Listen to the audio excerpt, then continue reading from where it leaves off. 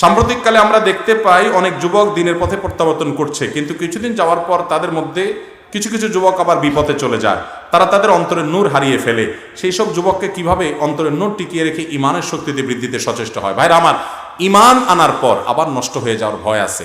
এই জন্য কয়েকটা কাজ করতে হবে। নাম্বার 1, চোখের জেনা থেকে বাঁচতে হবে। যুবকদের জন্য এটা হলো সবচেয়ে বিষের মতো, যে চোখ দিয়ে আমি কোনো পরনার দিকে দেখবো না, কান দিয়ে কোনো মিউজিক সহ গান শুনবো না।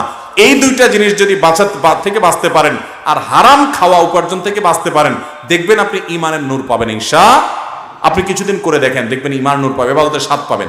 নাম্বার 3, নেককার, ভালো নেককার মানুষদের সাথে থাকবেন। আল্লাহওয়ালা, আমলওয়ালা, মুত্তাকি, পরহেজগার, আল্লাহর ভয় আছে এই মানুষগুলোর সাথে, যারা হারামের ধারে কাছে যায় না জীবন গেলেও, তাদের সাথে থাকবেন।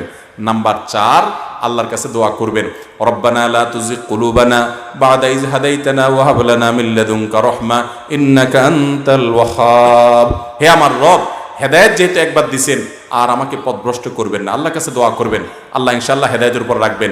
ইহদিনাস সিরাতাল মুস্তাকিম যখন পড়বেন, হেদায়েত চাইবেন, চোখের পানি ফেলবেন, ইনশাআল্লাহ আল্লাহ তাআলা হেদায়েতের উপর রাখবেন।